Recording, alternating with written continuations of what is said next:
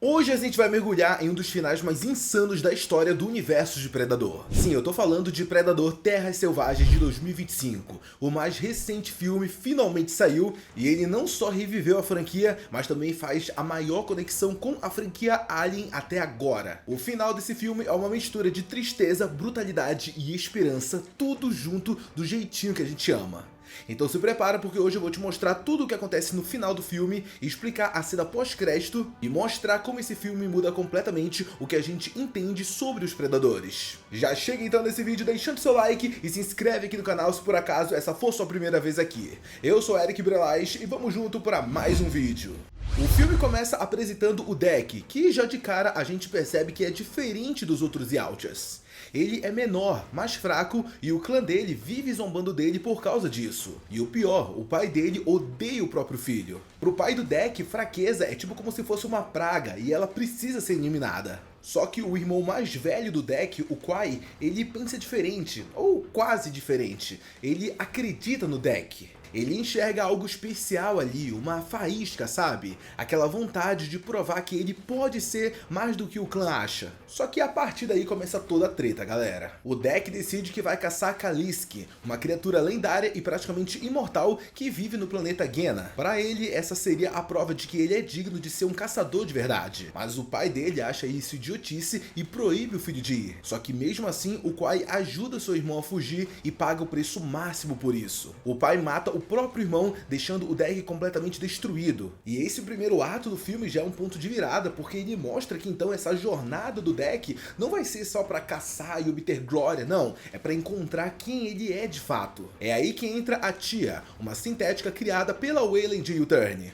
Pois é, aquela mesma corporação lá dos filmes de Alien. E só essa aparição já é algo que deixa todo mundo que é fã de Alien vs Predador maluco, porque sim, galera, canonicamente, essa é a primeira vez que os Predadores têm uma certa conexão com a Weyland-Yutani. A Tia é diferente dos outros androides da corporação. Ela é curiosa, tem compaixão e apesar de seguir ordens, ela começa a se importar de verdade com o Deck. Os dois acabam formando uma bela dupla e a gente vê que eles começam a se entender. Mesmo a gente notando que o Deck fica meio desconfortável com aquilo, afinal os caçadores eles caçam sozinho. Ele utiliza a Tia apenas como uma ferramenta, como ele costumou chamar ela. Durante essa jornada a Gena, Deck e Tia encontram uma criatura fofa e meio doida chamada Amiga. Ela é azul e parece um cruzamento de macaco com lagartixa e é super engraçada em alguns momentos. Principalmente na hora que ela fica imitando os movimentos do Deck antes dele ir dormir. Gente, isso aí é muito engraçado. Acho que é o momento mais engraçado do filme. Só que infelizmente na manhã seguinte, o Deck acaba abandonando a Amiga. Ele deixa ela pra trás porque ele ainda tá com aquele psicológico de tipo, ó, eu sou um Yautja e Yautjas caçam sozinhos, então eu tenho que seguir sem essa companhia, entendeu? Sem a Amiga no caso. Pois é, né? Aquele típico erro do herói, né? Confundir solidão com independência. É normal isso. Só que mais pra frente, esse erro, né, dele ter deixado a Amiga pra trás, vai cobrar ele e a gente vê isso ao longo do filme. E a partir daqui, galera, a gente vai começar a falar de um dos momentos mais insanos do filme. Aqui a gente descobre que a Amiga não é uma criatura qualquer. Ela é, na verdade, a filhote da própria Kalisk, o monstro que o Deck jurou caçar. Ou seja, o tempo todo ele estava caçando a mãe da Amiga, e a Weyland-Yutani sabia disso. Na real, toda aquela missão era uma armação da corporação liderada por Tessa, a androide gêmea de Tia, com uma personalidade completamente oposta, fria, cruel e movida pela ambição.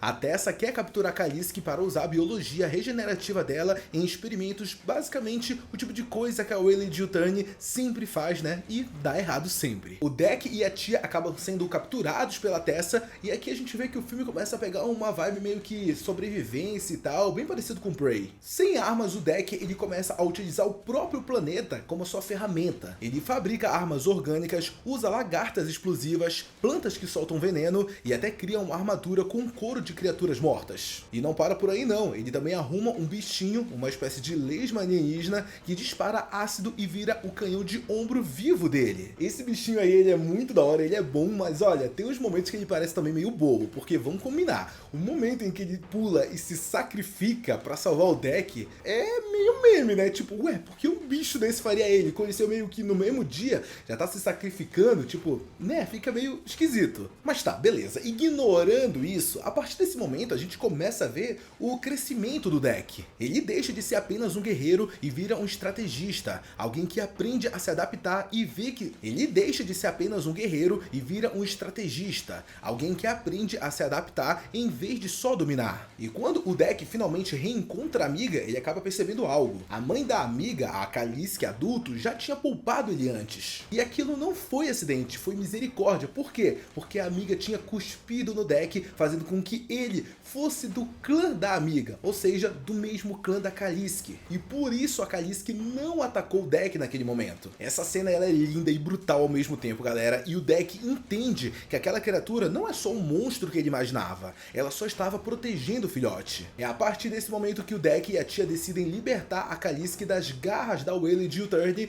e aqui, galera, o filme vira pura ação. O terceiro ato do filme é o puro suco do caos. Tia e Deck invadem o acampamento da corporação, libertam a Calliske e enfrentam as tropas de Tessa. A luta final é uma homenagem descarada ao confronto de aliens do resgate. Tessa pilota um mecha de carga igual a Ripley usa contra a Rainha Alien. E é claro que o resultado dessa cena é um espetáculo. Deck enfrenta Tessa num combate brutal, mas enquanto isso, Tia e amiga conseguem libertar a mãe Calliske, que parte para cima de Tessa e a devora completamente. Ou pelo menos era isso que a gente estava imaginando. Afinal, do nada a gente vê que a Calliske começa a passar mal e a gente vê ela começando a congelar de dentro para fora. Pois é, a Tessa dentro do corpo da Calliske acabou acionando granadas criogênicas e faz com que a Calliske exploda. A amiga, que acaba vendo tudo, fica arrasada, mas quando a Tessa reaparece toda destroçada e também faiscando, a amiga parte para cima e arranca a cabeça dela com as suas garras afiadas. A amiga fica muito feliz por ter vingado a morte da mãe, só que o Deck, ele não demonstra reação não. Ele acaba olhando em volta e percebe que mesmo tendo vencido, ele perdeu muita coisa. Mas ele também acaba entendendo o verdadeiro significado de ser um caçador. Para a maioria dos Yautjas, o troféu é o corpo do inimigo, mas para Deck, o troféu é o aprendizado. Ele não matou Calliske, Tessa matou. E segundo o código dos predadores, quem mata o predador supremo se torna o novo predador supremo. Então quando o Deck levou a cabeça da Tessa para casa, não foi por ego ou coisa assim do gênero.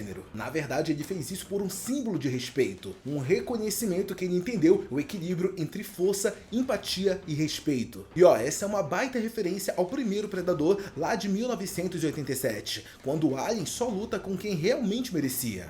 O Deck finalmente entendeu esse princípio. Só que quando o Deck ele volta para casa, ele é recebido com desprezo. O pai dele continua achando ele um fracassado, só que agora o Deck não é mais o mesmo. Os dois se enfrentam em um duelo épico, pai contra filho, tradição contra mudança. O Deck resiste à batalha, parece que vai conseguir derrotar o pai, só que quando ele imobiliza o pai dele e pede para ele se render, o pai nega, obviamente. E aí adivinha só quem aparece em cena? Pois é, a amiga, dessa vez muito maior. Ela pula no pai do Deck e arranca a cabeça dele. Pois é, eu sei, é uma cena brutal, mas poxa, vamos combinar que ela é bem poética também. Afinal, vamos parar pra pensar, né? A filha da criatura que o Deck deveria matar, mata o predador que destruiu a família dele, e o ciclo se fecha. O Deck, ele acaba não comemorando a morte do pai, ele acaba apenas olhando pra tia e pra amiga e percebe que agora ele tem algo realmente real, uma família. Quando o filme parece acabar, vem a cena pós-crédito que deixa todo mundo surtado. Uma nave gigante entra na atmosfera e pousa.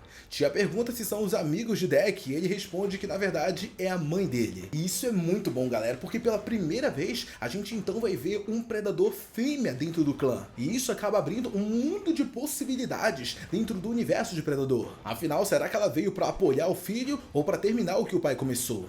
O filme termina deixando essa dúvida no ar e prepara o terreno para uma sequência ainda maior. E falando nisso, galera, é bom lembrar que a Waylay Utherny, ela ainda tá por aí. O fracasso da missão para capturar a Calliske mostra que eles estavam fazendo experimentos com outros seres alienígenas, basicamente a mesma coisa que a gente vê lá em Alien Earth. Ou seja, esse filme, o Predador Badlands, ele é como se fosse um elo perdido que acaba conectando esses universos. A tia que sobrevive pode ser o elo entre esses dois mundos, uma androide que entende tanto da honra dos Yautjas quanto da corrupção humana.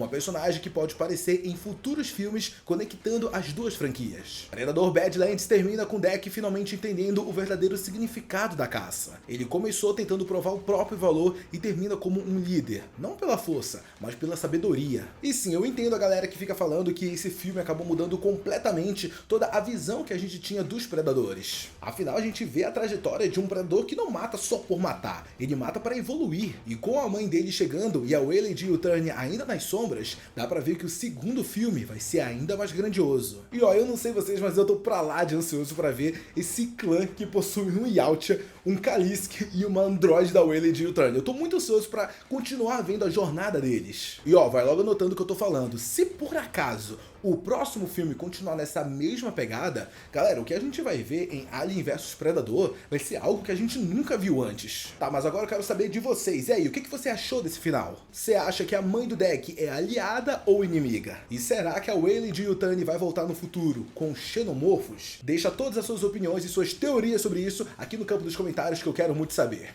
Muito obrigado a você que assistiu esse vídeo até aqui. Um beijo, abraço e até a próxima. Tchau!